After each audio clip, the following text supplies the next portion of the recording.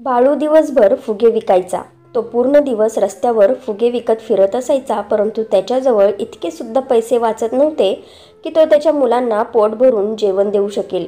एक दिवस तो बाजारात फुगे विकत होता आणि जेव्हा एका श्रीमंत महिलेने त्याला 100 रुपये दिले आणि त्याच्याजवळ फुगे मागितले, तेव्हा बाळू म्हणाला, "मॅडम, त्या पिशवीतून तुम्हाला आवडतील त्या रंगाचे फुगे काढा."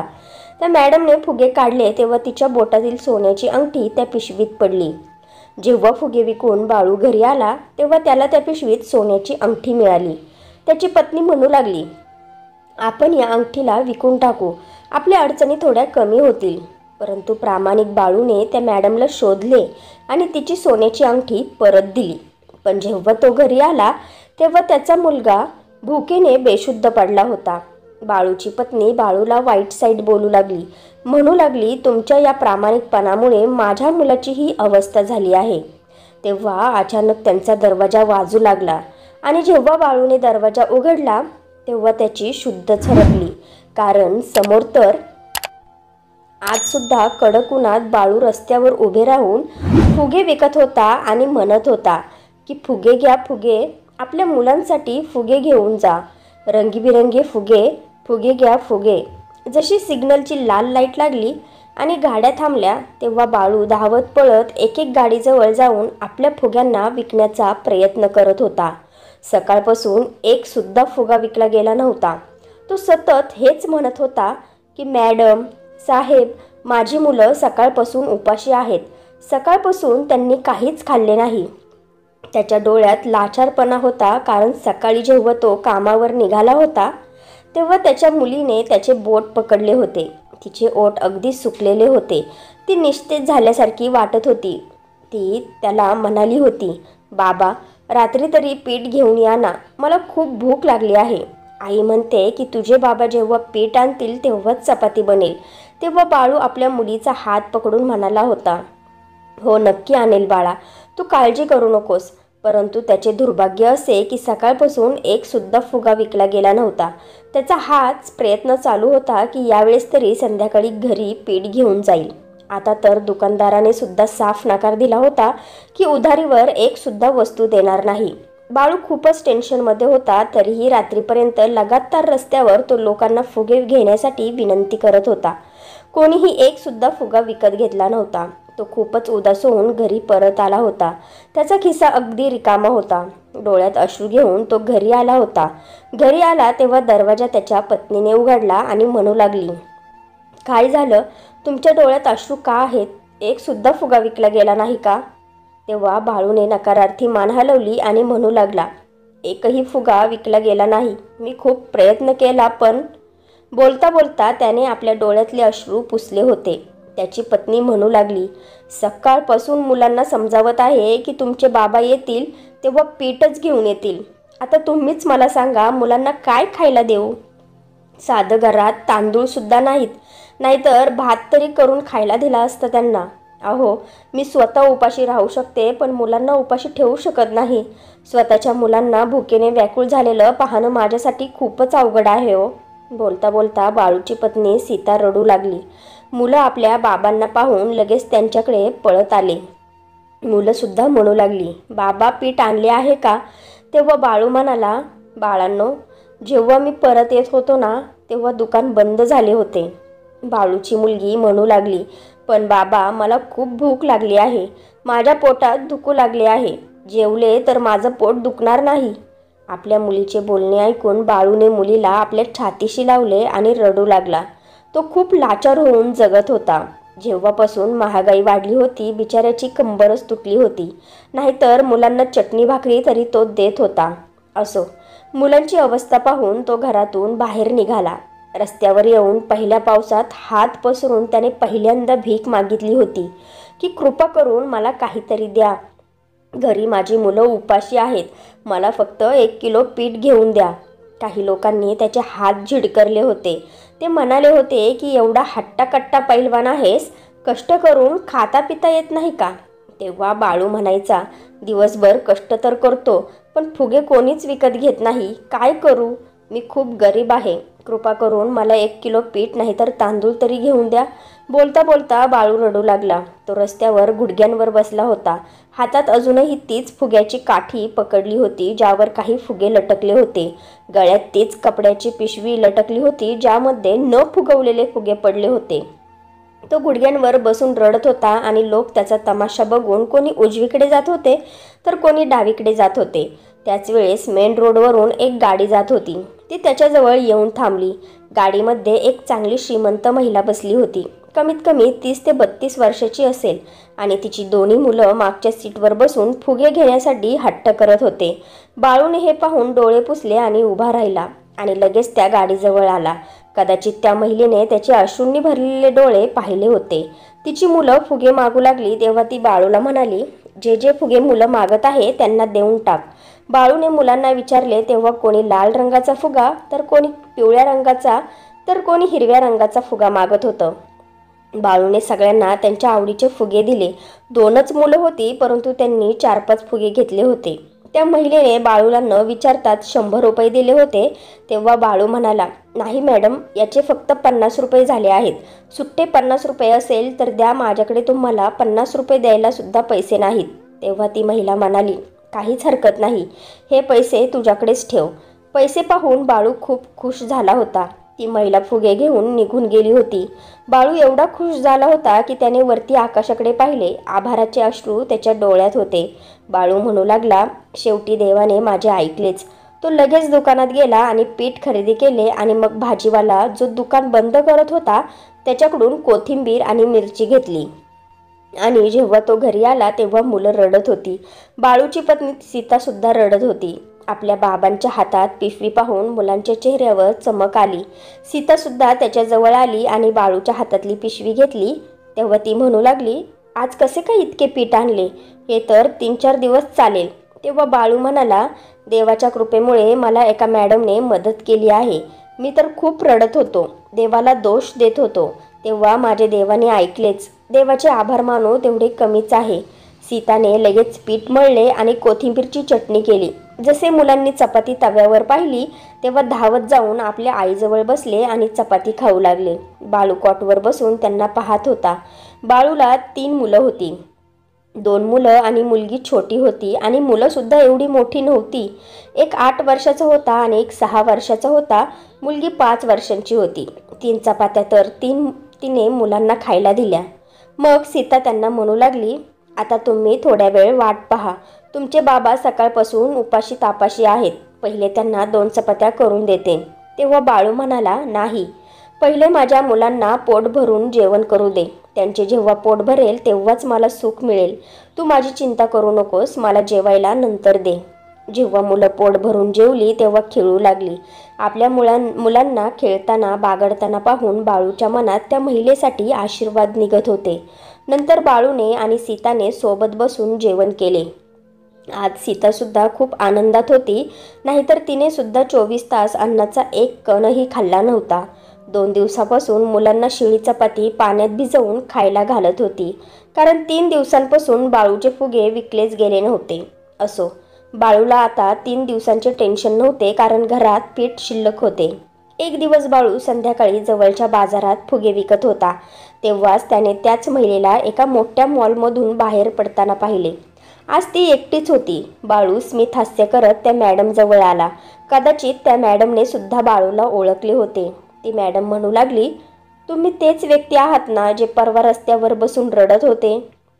कदाचित त्याच वेळेस तिने दुरून त्याला रडताना पाहून ती त्याच्याजवळ आली होती आणि आपली गाडी थांबवली होती. बाळू म्हणू लागला, मॅडम, तुम्ही खूप चांगले आहात. देव तुमचं भलं करो. देव तुम्हाला खूप खूप खुश ठेवेल. माझी मुलं उपाशी होती, त्यामुळे माझ्या डोळ्यात अश्रू वाहत होते. मी काय करू शकत होतो? तुम्हाला तर माहिती आहे, फुग्यांना विकून एवढी बचत होतच नाही. तेव्हा ती मॅडम म्हणाली, ठीक आहे, काळजी करू नकोस. मला आजही फुगे हवे आहेत, पण न फुगवलेले. बाळूला समजले की ती त्याच्या मदतीसाठी फुगे विकत घेत आहे, कारण त्यावेळी सुद्धा बाळूने हातात फुग्याची काठी पकडली होती आणि 3-4 मुलं सुद्धा त्याच्याजवळ फुगे घेण्यासाठी आले होते. बाळूने त्या मॅडमला सांगितले, मॅडम, या पिशवीत न फुगवलेले फुगे आहेत. तुम्हाला आवडतील त्या रंगाचे तुम्ही काढून घ्या. तेव्हा ती मॅडम म्हणाली, बरं ठीक आहे, मीच काढते. तिने पिशवीतून फुगे काढले आणि आपल्या पर्समध्ये ठेवले आणि मग 200 रुपयाची नोट बाळूला देऊ लागली. यावेळेस तिने मूठभर फुगे घेतले होते. तेव्हा बाळू लगेच म्हणाला, मॅडम मला लाजवू नका. त्या दिवशीसुद्धा तुम्ही माझी खूप मदत केली होती. हे फुगे तुम्ही असेच तुमच्याकडे ठेवा. तेव्हा ती मॅडम म्हणाली, नाही नाही, मला फुकट नको आहेत. हे पैसे घे आणि तुझ्या मुलांना खाण्यापिण्याचे सामान घेऊन जा. ती मॅडम खूपच चांगल्या स्वभावाची होती. आणि मग ती गाडीत बसली. त्या मॅडमकडे पांढऱ्या रंगाची गाडी होती. गाडीला बघून असे वाटत होते की ती कितीतरी लाखांची आहे. स्वतःसुद्धा राहणीमानावरून खूप श्रीमंत वाटत होती. बाळू आज खूपच खुश होऊन घरी आला होता, कारण आज त्याची विक्री पूर्ण 500 रुपयाची झाली होती. गव्हाच्या पिठासोबत तो थोडीशी चहापत्ती आणि साखरसुद्धा घरी घेऊन आला होता. दूधवाल्याकडून पावशेर दूधसुद्धा घेतले होते. घरी आल्यावर जेव्हा सीताने एवढे सामान पाहिले तेव्हा ती खूपच खुश झाली. म्हणू लागली, आज तुमची पुन्हा एकदा लॉटरी लागली आहे वाटतं. तेव्हा बाळू म्हणाला, हा एक महिला आहे, जेव्हा मला ती दिसते तेव्हा ती माझे भलेच करते. आज चहा बनव आणि थोडेसे दूध वाचून ठेव, दुसऱ्या दिवशी कामी येईल. तेव्हा सीताने होकारार्थी मान हलवली आणि तिने डाळ आणि चपाती बनवली. मुलं खूपच खुश झाली होती, कारण मागच्या काही दिवसांपासून ते शिळी चपाती खाऊन पाणी पित होते. बाळूने हातपाय धुतले आणि जेवण केले. त्याची छोटी मुलगी रात्रीच्या वेळेस त्याची कापडाची पिशवी उलटी करत असायची आणि मग सगळे फुगे मोजून पुन्हा पिशवीत भरत असायची. त्याच्यातला ती रोज एक फुगा घ्यायची आणि तिच्या बाबांना म्हणायची, बाबा हा फुगा मी घेऊ का, याच्यासोबत मी खेळेल. आजसुद्धा तिने त्यांच्या छोट्याशा अंगणात बाळूची कापडाची पिशवी उलटी केली होती आणि फुगे मोजून पुन्हा ठेवत होती. तेव्हाच दुरून बाळूची नजर एका चमकत असलेल्या वस्तूवर पडली. तो हैराण झाला की फुग्यांच्या आतमध्ये अशी कोणती चमकणारी वस्तू आहे. सीता आतमध्ये किचनमध्ये काम करत होती. बाळू उभा राहिला आणि फुग्याजवळ येऊन बसला.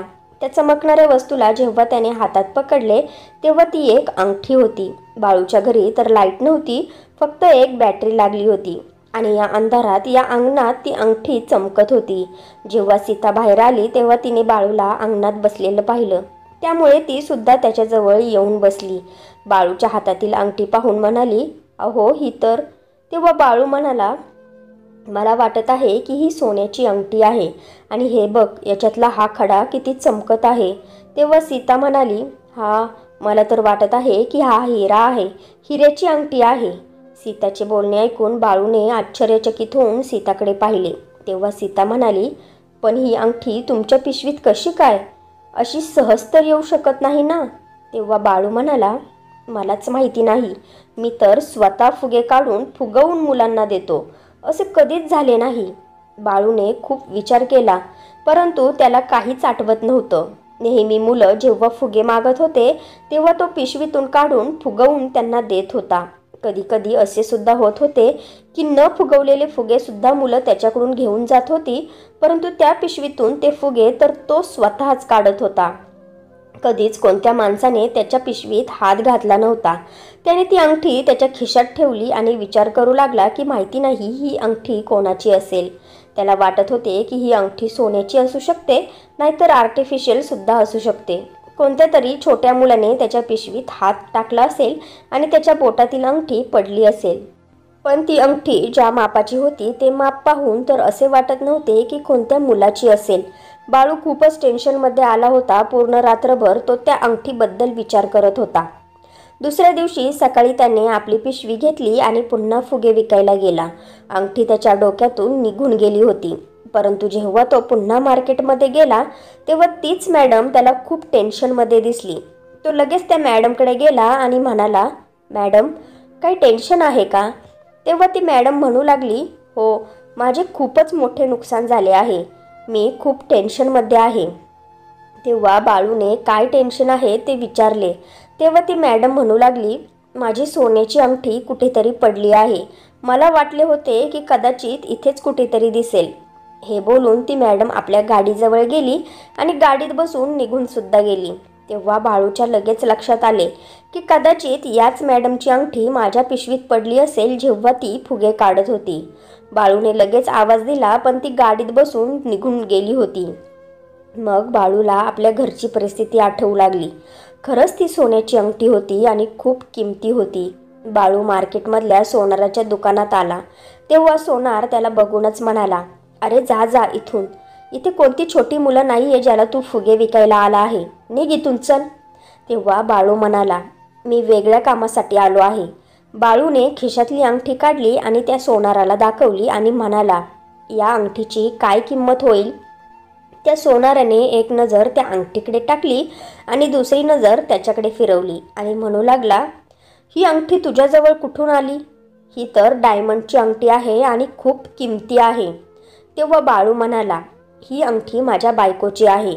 फक्त मला सांगा की याची काय किंमत होईल.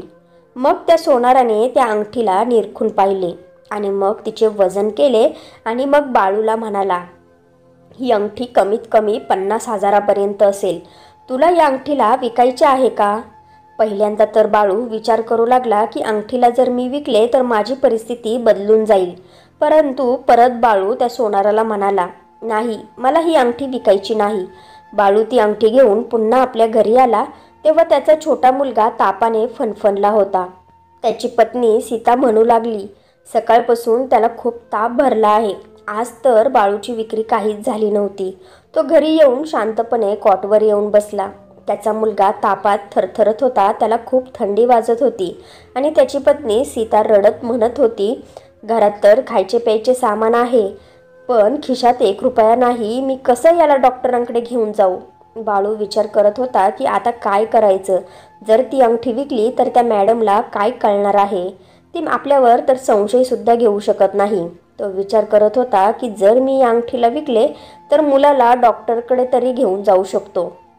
त्याची औषधे येतील आणि महत्त्वाचं म्हणजे त्याची घरची परिस्थिती देखील बदलेन. बाळूसाठी 50,000 रुपये म्हणजे छोटी रक्कम नव्हती. तेव्हाच त्याची पत्नी सीता म्हणाली, काय विचार करत आहात तुम्ही? बाळूने सीताला आपल्याजवळ बोलवले. जेव्हा ती त्याच्याजवळ आली तेव्हा त्याने सीताला आपल्याजवळ कॉटवर बसवले. तिला म्हणाला, ती जी अंगठी आहे ना, मी खिशात टाकली होती, फुग्यांच्या पिशवीतून निघाली होती. तेव्हा सीता म्हणाली, अहो माहिती आहे, पुढे तर बोला, काय झाले आहे? तेव्हा बाळू म्हणाला, ती अंगठी खरोखर हिऱ्याची आहे.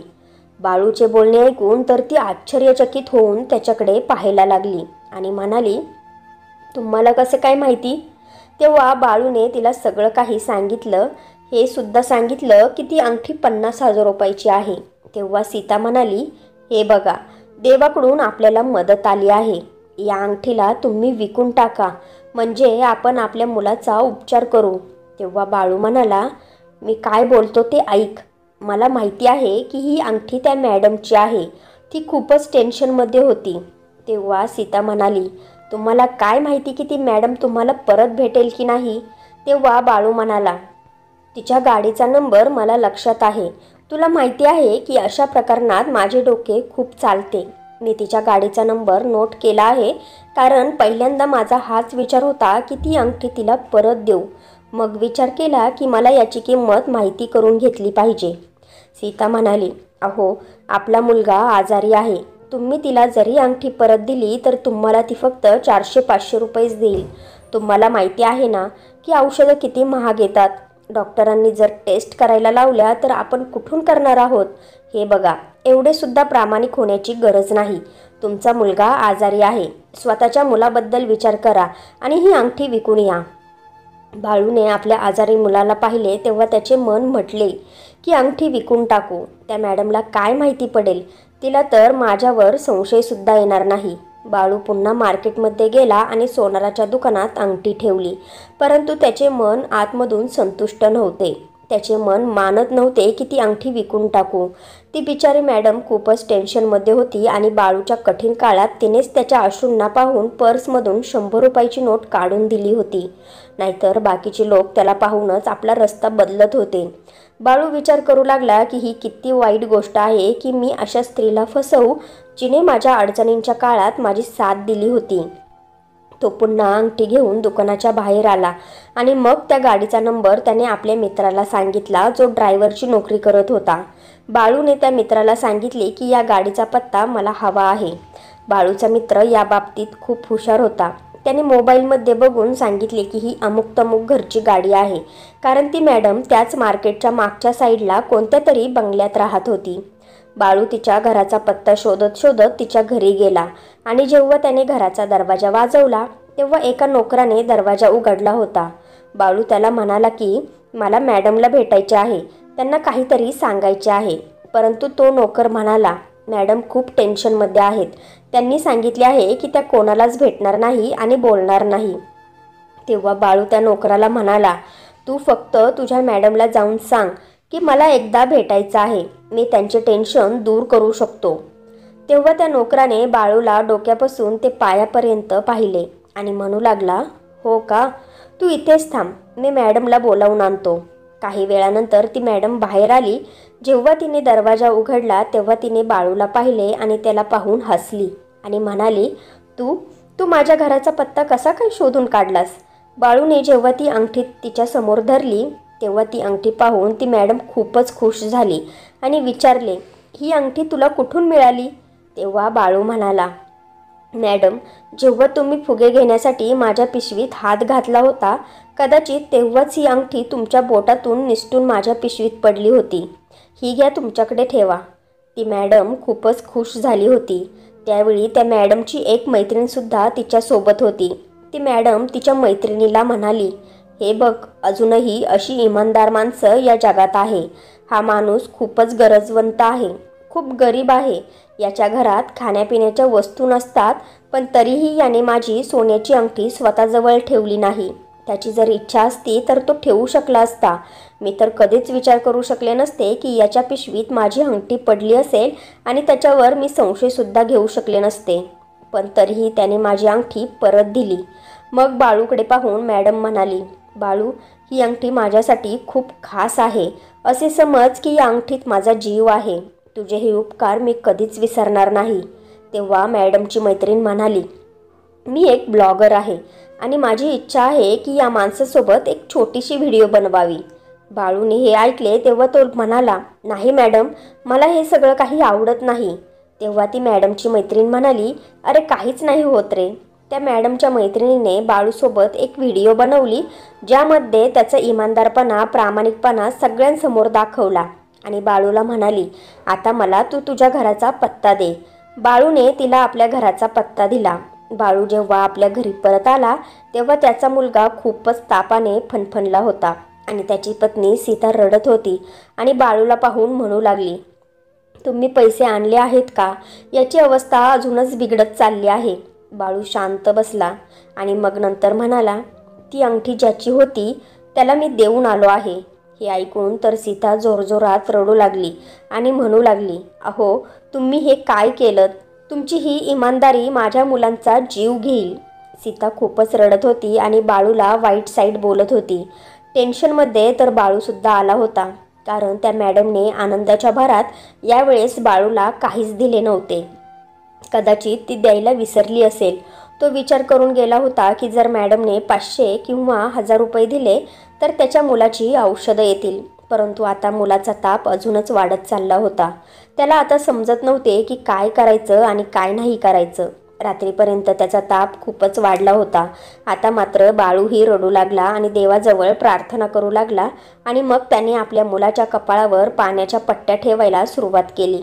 सीता आपल्या मुलाची अवस्था पाहून रडतच होती. सकाळी सकाळी त्यांचा दरवाजा वाजला. दरवाजा उघडला तेव्हा तीच मॅडम बाहेर उभी होती आणि खूप खुश दिसत होती आणि बाळूला म्हणू लागली, बाळू, तुझी व्हिडिओ रातोरात खूपच व्हायरल झाली आहे. एकाच रात्रीत तुझ्या व्हिडिओने जादू करून दाखवली आहे. त्या मॅडमने पर्समधून 2 लाख रुपये काढले आणि म्हणाली, हे तुझ्याकडेच ठेव. एवढे पैसे पाहून बाळू हैराण झाला होता. तो म्हणू लागला, मॅडम, या पैशांचे मी काय करू? हे पैसे तर त्या अंगठीच्या किमतीपेक्षा खूपच जास्त आहेत. तेव्हा ती मॅडम म्हणाली, हे पैसे तुझी व्हिडिओ व्हायरल झाल्याबद्दल मिळाले आहेत. तुझ्या व्हिडिओने तर खूपच खलबली उडवून टाकली आहे. पैसे तर मिळाले नाहीत, पण इतकेच पैसे आपल्याला पुढच्या महिन्यात मिळतील. हे तुझ्याच कमाईचे पैसे आहेत. हे पैसे देवाने तुझ्या मदतीसाठी पाठवले आहेत. तुझ्या कठीण काळात सुद्धा तुझी इमानदारी तू सोडली नाहीस. त्यामुळेच देवाने तुला 50,000च्या बदल्यात 2 लाख रुपये दिले आहेत. 4 पट जास्त 2 लाख रुपये जेव्हा त्याच्याजवळ आले तेव्हा त्याची पत्नी सीता आणि बाळू दोघेही रडायला लागले आणि देवाचे आभार मानू लागले. कोण म्हणते की कठीण वेळ आली की देव आपल्या भक्तांची साथ सोडतो. बाळूने आपल्या कठीण काळात सुद्धा आपल्या देवावर विश्वास ठेवला होता आणि त्याचे फळ त्याला मिळाले देखील होते. तर मित्र आणि मैत्रिणींनो, या कथेबद्दल तुम्हाला काय वाटते? तुमचे मत कमेंट करून मला नक्की सांगा. आणि कथा आवडली असेल तर लाईक करा. जर तुम्ही आपल्या चॅनेलला अजूनही सबस्क्राईब केले नसेल तर नक्की करा. तर भेटूया अशाच एका मोटिवेशनल कथेसोबत. धन्यवाद.